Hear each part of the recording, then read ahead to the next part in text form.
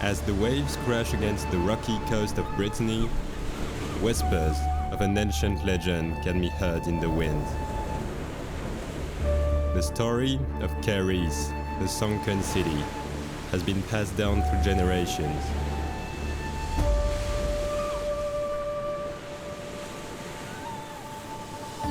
Some say it was a paradise on earth. Others claim it was cursed by the gods.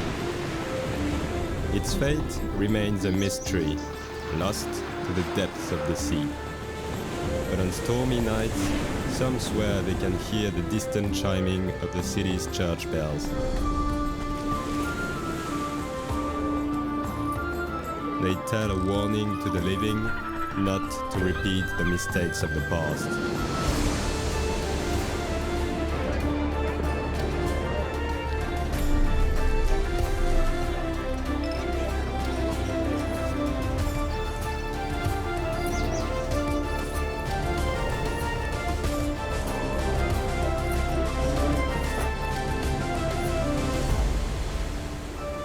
Brittany, land of legends.